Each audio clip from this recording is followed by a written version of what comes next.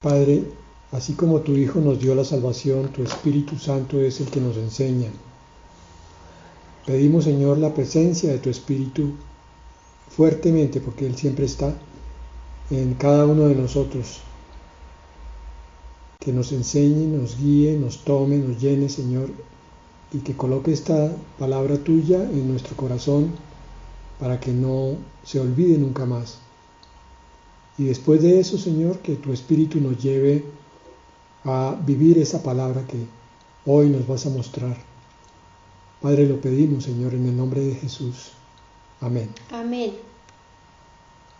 Habíamos quedado en el capítulo 16 de Proverbios y habíamos visto el versículo 18 y 19. Hoy arrancamos con el 20, vamos a ver en profundidad unos versículos de esta parte final del capítulo 16. Versículo 20.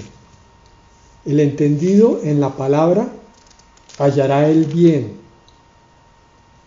y el que confía en el Señor es bienaventurado. Dos postulados bien cortos, pero muy profundos.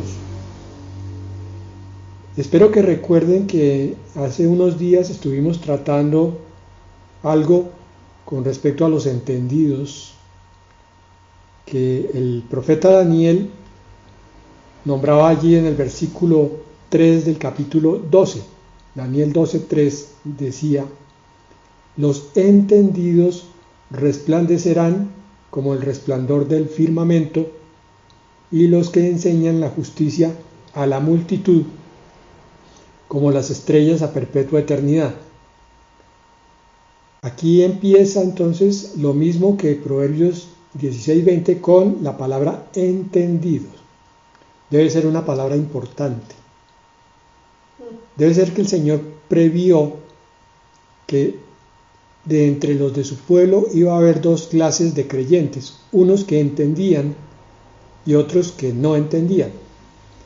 De hecho, a sus discípulos les dijo: tengo muchas cosas que decirles, pero en este momento no las pueden sobrellevar. Les estaba diciendo: ustedes todavía no están capacitados para entender las verdades que yo quiero revelar. Entonces, ¿qué hizo el Señor? Simplemente no reveló eso, subió al cielo después de morir y tomó a un discípulo suyo, que es nada menos que Pablo, y a él le dio la revelación para que la llevara primero a los discípulos restantes y después a la iglesia.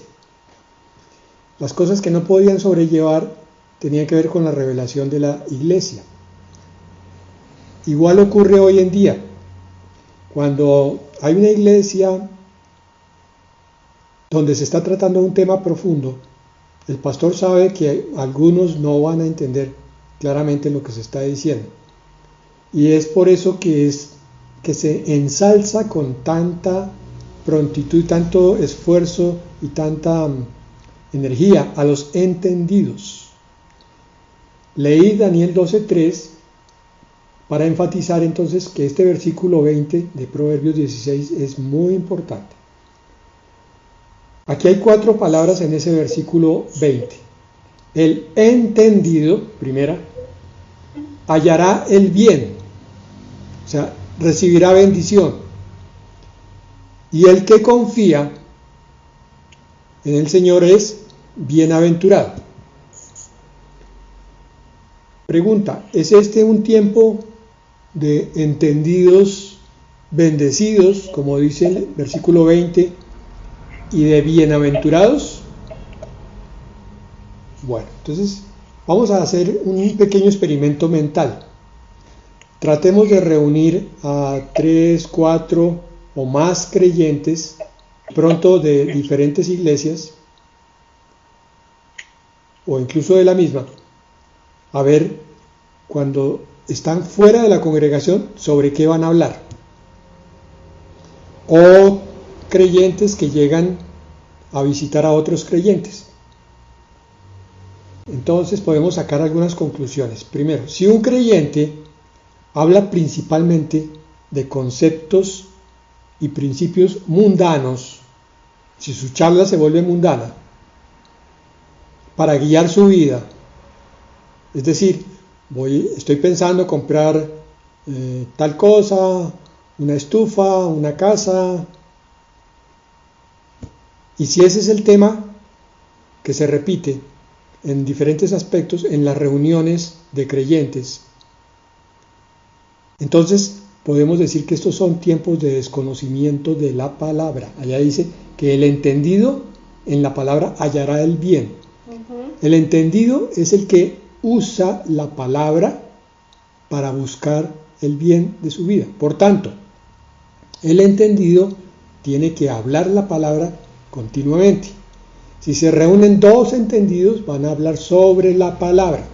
Te va a decir, pero pastor, esto es muy aburrido. ¿Quiere decir que los cristianos solamente van a hablar de Biblia y Biblia y Biblia? No, hermanos. No es Biblia.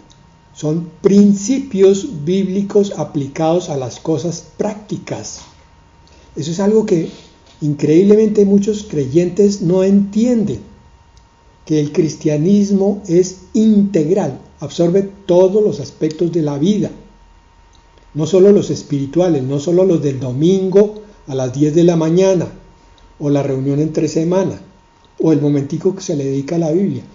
Toda la forma de pensar, de actuar y de emprender cosas tiene que ver con la palabra de Dios. El Señor creó el universo completo y dentro de él al hombre, con el propósito de que el hombre se moviera en el universo conforme a las leyes que el Señor había establecido.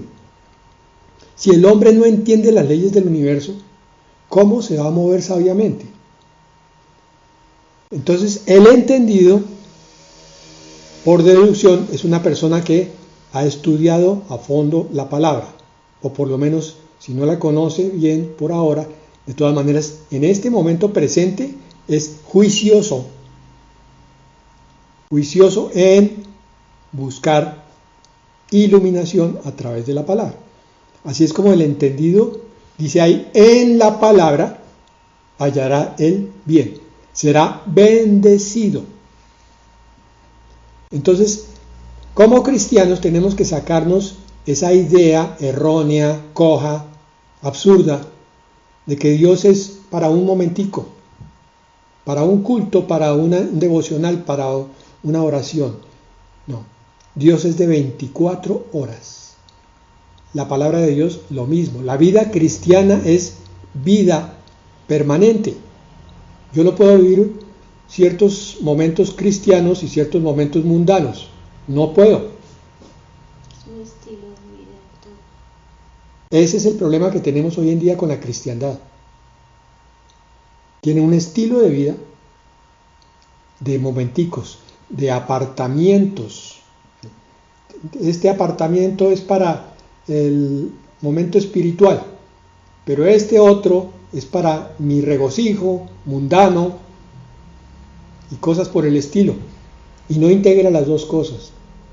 Es como si pensara que a Dios no le gustaran los deportes, por ejemplo. Yo puedo ser un deportista cristiano, pero entregado a Cristo, no al deporte, en el sentido de que primero está Dios y después el deporte, no al revés. El creyente promedio de hoy en día vive una vida mundana, su trabajo, sus obligaciones, su familia, y después, si le sobra un poquito de tiempo, se lo dedica a Dios, le saca algo. Es por eso que no vemos entonces bendiciones ni entendidos. Dice Proverbios 16:20, el entendido en la palabra hallará el bien. Si un creyente habla principalmente de problemas y obstáculos mundanos, no de bendiciones y bienaventuranzas en su vida, entonces estos son tiempos de desconocimiento de la palabra. Me gustaría pensar en algo que es un poquito cruel, que es de pronto hacer un examen a los creyentes a ver qué tanta palabra conocen. Hermano, ¿usted recuerda qué dice la palabra sobre el que anda en la carne? Cíteme, ¿dónde está? No me diga el versículo exacto, ni el capítulo exacto, pero sí dígame en qué libro y cuál es el sentido de lo que está allí. Hermano, dígame usted en dónde está esa palabra que habla del que es santo, santifíquese más todavía. En Apocalipsis. ¿Usted se acuerda, hermano, de dónde está? Y después, ¿qué continúa diciendo? Después del santo que viene. Entonces, ese tipo de exámenes yo pienso que serían escandalosamente duros porque rajarían a muchos, que simplemente lo que creen es que están confiando en su pastor y dejándole al pastor que haga todo el trabajo, que sea él que mastique la palabra, la medite, la analice y la traiga desmenuzadita para yo entonces poder aprender alguito. Y no he aprendido alguito porque es que mi pastor es un poco perezoso y entonces o habla de muchas cosas al tiempo, es demasiado el conocimiento y yo no tengo toda esa capacidad. No, hermanos, el pastor es igual a la ovejita, no es superior en nada, solamente va unos pasos adelante, abriendo camino. Pero igual que el pastor tiene la obligación de estudiar la palabra para enseñarla a otros, las ovejas también, para enseñarla a otros, aunque no sean pastores, para bendecir a otros. El entendido en la palabra hallará el bien. Si un creyente habla principalmente de miedos y remedios mundanos para aliviar su vida, entonces estos son tiempos de desconfianza en el Señor. Porque el versículo dice, el que confía en el Señor es bienaventurado, o también bendecido, el que confía. Y por eso nos vamos a remitir a la palabra, a ver si estos conceptos son exagerados. Juan 16:33. Dice el Señor Jesucristo, enseñando a sus discípulos, estas cosas os he hablado para que en mí tengáis paz. Repito, en mí tengáis paz, dice el Señor Jesucristo. El cristiano tiene que tener paz en Cristo. Un cristiano azarado, estresado, vuelto pedacitos porque la vida lo acaba de atropellar, es un cristiano que acaba de recibir precisamente un golpe y se va a parar rápidamente. Pero si ese cristiano ya tiene una vida estresada en forma continua, tiene una vida azarada, una vida en caos, en confusión, pues algo está mal. Porque aquí dice la palabra claramente, en mí tengáis paz. Dice, en el mundo, es cierto. Es cierto, discípulos míos, dice el Señor, en el mundo tendréis aflicción, pero confiad. Está diciendo, vas a tener aflicción por un momento. ¿Recuerdas a los discípulos en la barca durante la tempestad? Estuvieron afanosos mientras el Señor Jesucristo dormía, pero apenas se levantó el Señor, la tempestad se calmó. Y esa es la figura para nuestros enfoques con respecto a los problemas. La tempestad va a ser calmada por el Señor y por tanto en Él es quien tenemos que descansar, confiar, porque yo he vencido al mundo, dice allí.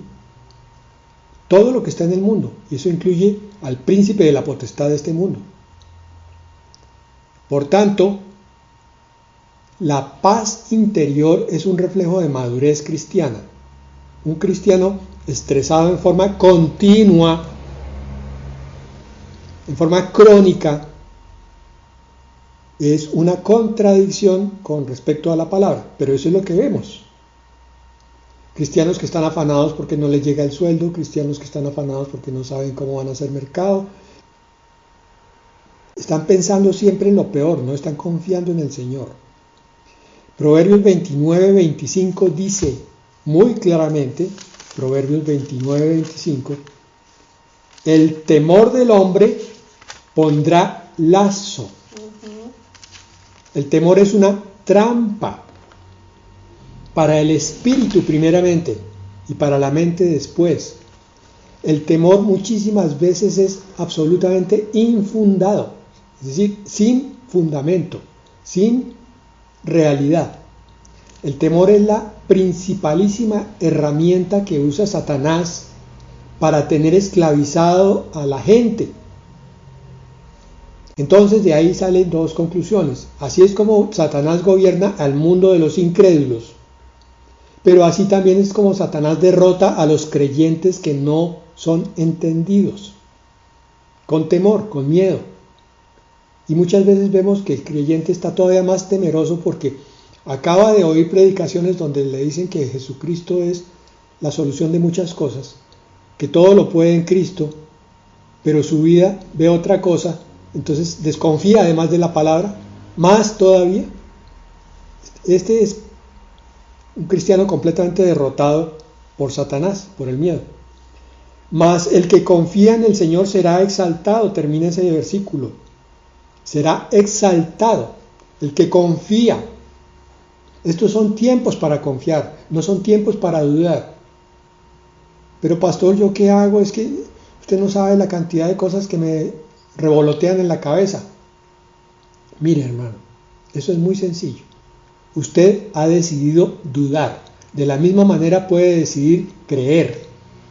La fe es una decisión, lo mismo que el amor.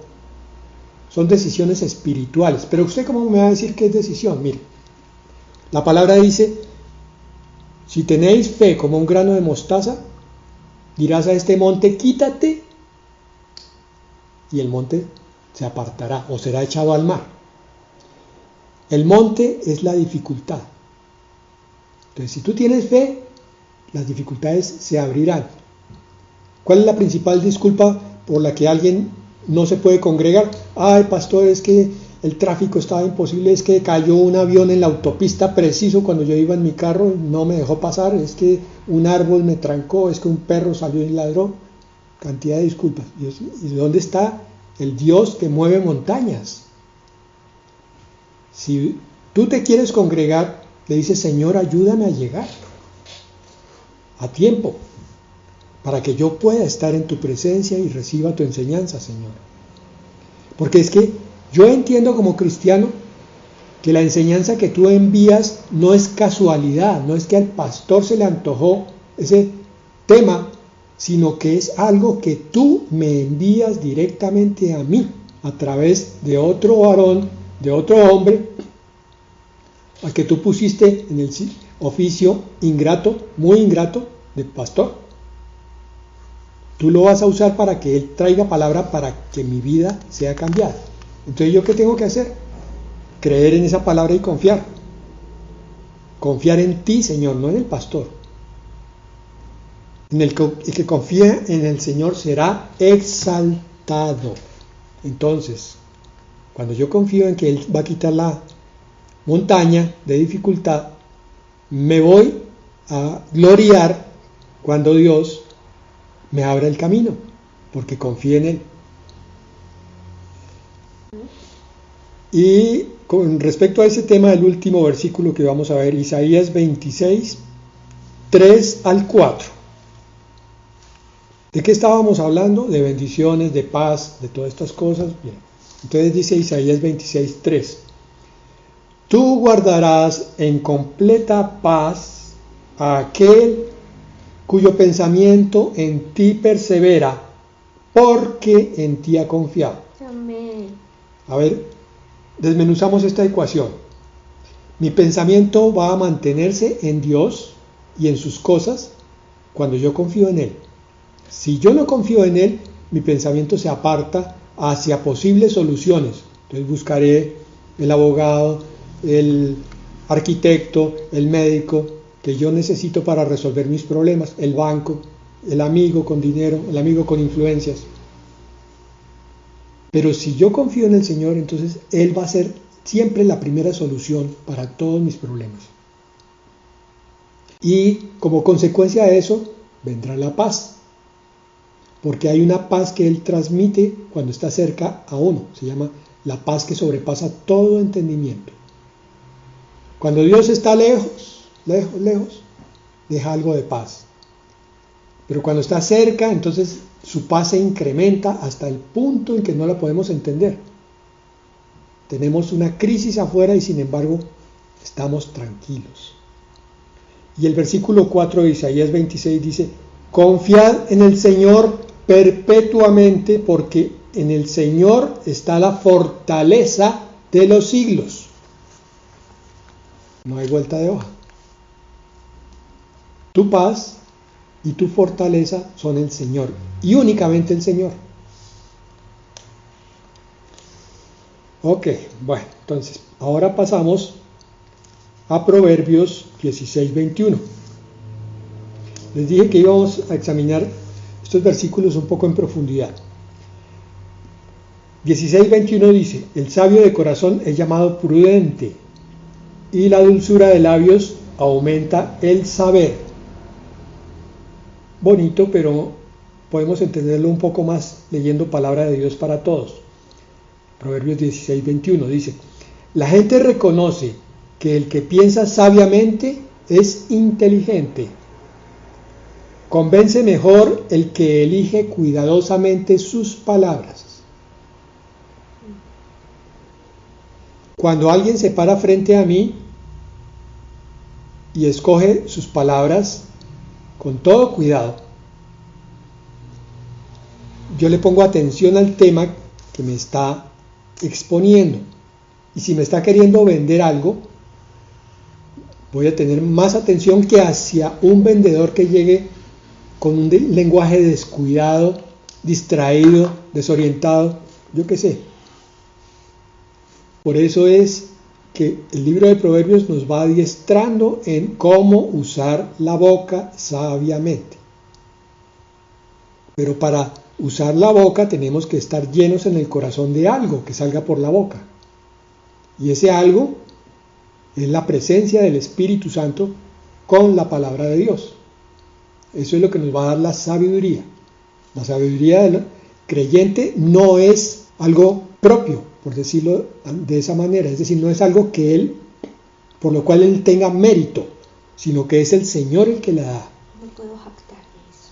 Correcto. No me puedo jactar. Vamos a ver precisamente un versículo más adelante con respecto a cómo es que no me puedo jactar. Entonces, Juan 3:11 dice, por favor oigan esto, con respecto a la sabiduría de labios. Juan 3:11 dice: de cierto te digo, que lo que sabemos hablamos, y lo que hemos visto testificamos, y no recibís nuestro testimonio. ¿Cómo convencemos a alguien? Cuando ese alguien ve que nosotros estamos convencidos primero de lo que estamos diciendo. De lo que sabemos, hablamos. Esto lo dijo el propio Señor Jesucristo. Tenemos que saber algo para poder hablar. Entonces, si tú quieres comportarte como cristiano delante de tu familia, primero adiéstrate como cristiano para hablarles de la verdad. Yo no te estoy diciendo que te aprendas la Biblia de memoria, pero sí que tengas lo mínimo sobre lo cual tú has vivido una experiencia propia que hace que tú estés convencido. Porque también continúa el Señor diciendo: lo que hemos visto testificamos. Es decir, el testimonio de vida del creyente se corresponde con lo que él ha visto, ha entendido y ha aprendido. Un buen testimonio cristiano es una buena convicción de vida. El cristiano que duda, que todavía no sabe manejar ni siquiera un versículo, que no abre la Biblia, que no ora con el Padre Celestial, es un cristiano que nunca va a convencer a nadie, a ningún incrédulo, de que Jesucristo es la solución para la vida eterna. Y segunda de Timoteo 1:12. Este es Pablo. Miren lo que va a decir aquí. Segunda de Timoteo 1:12 dice: por lo cual asimismo padezco esto, pero no me avergüenzo. Está hablando de sus tribulaciones, no se avergüenza de ellas, porque yo sé a quién he creído y estoy seguro que es poderoso para guardar mi depósito para aquel día.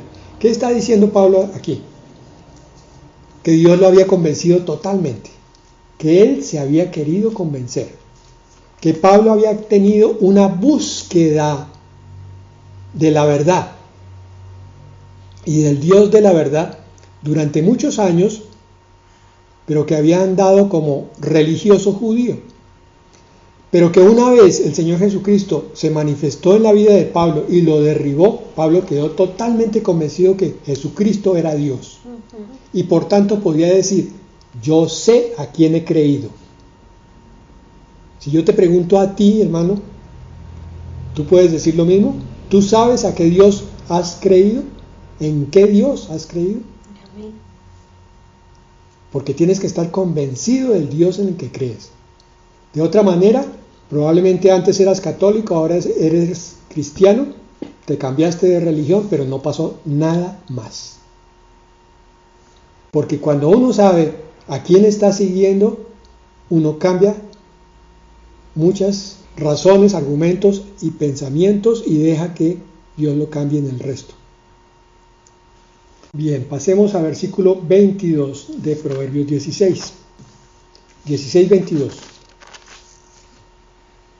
Manantial de vida es el entendimiento al que lo posee, mas la erudición de los necios es necedad. Manantial de vida. Creo que algunos cristianos todavía no saben que tienen una vida nueva, que es la vida eterna. Ni siquiera saben que es eterna. La razón es porque esos cristianos todavía no han diferenciado entre vida, bíblicamente, y existencia. Bíblicamente, una persona puede existir pero no tener vida. Y esos son los inconversos e incrédulos. Pero la vida eterna, que es aquel atributo que viene de la divinidad de Dios a través de Jesucristo, solamente la tienen los que son hijos de Dios, los que han nacido de nuevo, los que son nuevas criaturas. Ellos sí tienen existencia, por un lado, respiran, caminan, pero tienen vida, principio de vida de Dios, vida eterna que va a continuar aunque el cuerpo muera. Romanos 1:21 al 22. Aquí vamos a ver un poco de lo que está pasando con el mundo, que cree que está vivo y que cree que sabe algo, pero solamente el cristiano sabio puede llegar a tener sabiduría. Romanos 1:21 y 22 dice, pues habiendo conocido a Dios, no le glorificaron como a Dios, ni le dieron gracias. Ustedes ya saben qué es glorificar a Dios, ¿cierto? Glorificar a Dios, por si acaso alguno no sabe, es atribuirle a Dios lo que es de Dios. Quiere decir todo. Él es el creador todopoderoso, entonces creó y controla. Por tanto, todas las cosas son de Dios, como lo dice Romanos. Todo es de Él, por Él y para Él. Eso es darle la gloria a Dios. ¿Qué es lo que hace el mundo hoy? Pues le roba la gloria a Dios. Dicen que el conocimiento de los sabios es lo que está produciendo modificaciones como las vacunas, que de pronto ya están casi en la vecindad de producir vida, de crear la vida en el laboratorio. Todo le está robando la gloria a Dios. El dinero es de Dios, el trabajo es de Dios. No, en el mundo el trabajo es de los emprendedores, de los exitosos, de los que tienen títulos. Y Dios, para nada. Entonces, no le glorificaron como a Dios ni le dieron gracias, sino que se envanecieron en sus razonamientos y su necio corazón fue entenebrecido. Versículo 22, profesando ser sabios, se hicieron necios. Eso es lo que está pasando hoy. Todos estos científicos de las vacunas, todos estos médicos de tratamientos de la OMS para el COVID, todos los que están hablando de cómo hacer los mejores puentes para que los vehículos no se caigan, los mejores edificios para que tampoco se destruyan y se caen. Profesan ser sabios, pero de pronto quedan en ridículo, son necios.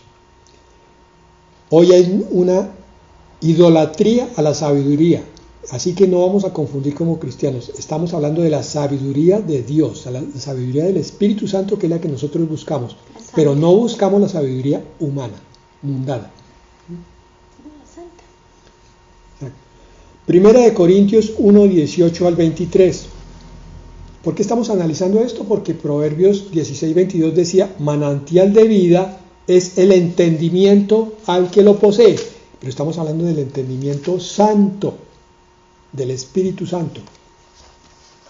Primera de Corintios 1, 18 al 23 dice, porque la palabra de la cruz es locura a los que se pierden. Ustedes lo han visto, cómo se burlan del Evangelio y de los cristianos. Pero a los que se salvan, esto es, a nosotros, es poder de Dios. No es una religión, es poder. Es poder para tener paz, es poder para tener conocimiento, es poder para vivir de una forma mucho más alta que una esclavitud por el pecado. Versículo 19. Pues está escrito, oigan, destruiré la sabiduría de los sabios y desecharé el entendimiento de los entendidos. Eso lo está haciendo hoy precisamente el Señor. Y todos estos sabios mundanos van a quedar avergonzados cuando venga la tribulación. Versículo 20. ¿Dónde está el sabio? ¿Dónde está el escriba? ¿Dónde está el disputador de este siglo? ¿No ha enloquecido Dios la sabiduría del mundo? Pues ya que en la sabiduría de Dios el mundo no conoció a Dios mediante la sabiduría humana, agradó a Dios salvar a los creyentes por la locura de la predicación. ¿Esto qué hacemos? Por nuestra locura. Esto que hacemos es para predicar salvación. Lo que yo hago con ustedes, hermanos, es lo que antes hicieron conmigo. A mí me predicaron para que fuera salvo y me convirtiera en ministro del Señor para predicarle a otros. Ahora yo les predico a ustedes para que ustedes se vuelvan ministros de salvación, hablando del nombre del Señor a otros, con la sabiduría de Dios.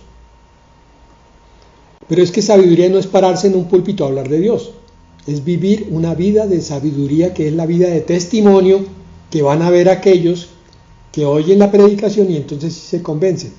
Pues los que quieren. Versículo 22, porque los judíos piden señales y los griegos buscan sabiduría. ¿Eso qué significa? Ya les explico. Los judíos son los representantes de la religión. El nombre de judío es el que alaba a Dios. Eso es lo que significa ser judío. Entonces, lo que está diciendo aquí es que los que buscan dizque alabar a Dios, pero sin corazón, sino en religión, piden señales. Eso es lo que estamos viendo hoy en el cristianismo. Las iglesias que muestran señales y milagros y que la gente se cae de espaldas y que están levitando y que cae oro del cielo. Esas son las iglesias que están llenas de judíos, de religiosos de corazón, que solamente buscan señales, pero no están buscando a Dios. Y los griegos buscan sabiduría. Aquí los griegos son los que corresponden a la época de Pablo, que eran los eruditos, los intelectuales, que hoy son los mismos, los que se las dan de sabiondos, y entonces ellos piden sabiduría, pero mundana, para conocer a Dios. Un momento, yo no entiendo eso de Dios, yo no puedo seguir porque es que yo primero tengo que entender, ese es el método científico. Y miren lo que pasa. Pero nosotros predicamos a Cristo crucificado, para los judíos ciertamente tropezadero. Los religiosos tropiezan con Cristo, porque los religiosos solamente quieren ver milagros, pero no quieren ver al autor de los milagros. Y para los gentiles o los griegos, locura. Claro, entonces los sabiondos dicen, usted está loco porque es cristiano. ¿Usted qué hace? Está perdiendo su tiempo, es que no haciendo nada ahí, es que sirviéndole a Dios. Trabaje. Continuamos adelante, 1 Corintios 1, 26 al 30. Pues mirad, hermanos, vuestra vocación, que no sois muchos sabios según la carne, ni muchos poderosos, ni muchos nobles. Aquí Pablo se está refiriendo a la iglesia y le está diciendo, mire iglesia, dentro de ustedes no hay intelectuales del mundo, no hay científicos, no hay poderosos. ¿Por qué razón? Porque el versículo 27 lo explica, sino que lo necio del mundo escogió Dios para avergonzar a los sabios. Es decir, a los más ignorantes en el espíritu, a los que tienen el corazón más humilde pero quieren aprender de Dios, a esos son los que el Señor llama para adiestrarlos con la sabiduría de Dios y avergonzar a la sabiduría del mundo. 28. Y lo vil del mundo y lo menospreciado escogió Dios y lo que no es para deshacer lo que es. Si esta palabra es cierta, muy seguramente muchos de los que estén oyendo, si no todos, fueron perseguidos y menospreciados por el mundo. Los miraron a ustedes y a nosotros y se burlaron. Ay, miren ustedes que no sé qué y sí sé cuándo. Se burlaron de tu físico, se burlaron de tu forma de pensar, de tu forma de hacer las cosas, de tus valores, de tu corazón, de todo eso se burlaron. Y tú llegaste con todas esas heridas al Señor. Y de pronto no las habías entendido, pero hoy es el día de entender que esas heridas son porque el Señor te escogió precisamente así, con heridas, para que vinieras a Él y para Él gloriarse en el menosprecio que tú sufriste. Ahora te quiere levantar en su sabiduría y en su conocimiento para que entonces tú, en humildad, avergüences a lo que se cree muy sabio en el mundo. Versículo 29. ¿Por qué lo escogió? Lo vil del mundo y lo menospreciado escogió Dios y lo que no es para deshacer lo que es, a fin de que nadie se jacte en su presencia. ¿Qué es otra cosa que hemos visto muchísimo en Proverbios? Que nos habla continuamente de humildad, humildad, humildad, para que nadie se jacte en su presencia. El humilde le va a dar gloria a Dios. Señor, esto es tuyo, esta sabiduría es tuya, este conocimiento, este entendimiento que tengo ahora es que tú me lo has dado. No es que yo sea muy inteligente. 30. Mas por Él estáis vosotros en Cristo Jesús, el cual, oigan esto, nos ha sido hecho. ¿Quién? Jesucristo. Por Dios nos ha sido hecho sabiduría. Si tú quieres adquirir sabiduría, conoce a Cristo primero. Métete con Él. Relaciónate con Él y colócalo en el centro de tu vida. Y verás cómo Él te enseña a ser sabio. Sabiduría, justificación, o sea, salvación. Él fue nuestro Salvador, eso no tiene discusión, pero también es santificación. Cualquier escasez, pecado o debilidad, Él es tu remedio. Si no lo habías entendido, por favor, abre tu corazón y recibe esta revelación hoy. Jesucristo es tanto la sabiduría como la salvación, como la santificación. Lo que tanto luchas para sacar de ti puede ser sacado por el poder del Señor Jesucristo con tal de que confíes. Amén. Y entonces, el versículo 22 de Proverbios 16 está relacionado con el versículo 23 que dice: el corazón del sabio hace prudente su boca y añade gracia a sus labios. No necesita explicación. Y el versículo 24 también dice: panal de miel son los dichos suaves, suavidad al alma y medicina para los huesos. En mi profesión yo tuve maestros que me adiestraron en el arte de hablar con el paciente. A mí me decían: usted tiene que explicarle muy claramente al paciente sobre la enfermedad para que sepa cómo sobrellevar esa carga y también explicarle muy claramente sobre el tratamiento, porque es la única garantía que se tiene de que el paciente continúe y siga ese tratamiento.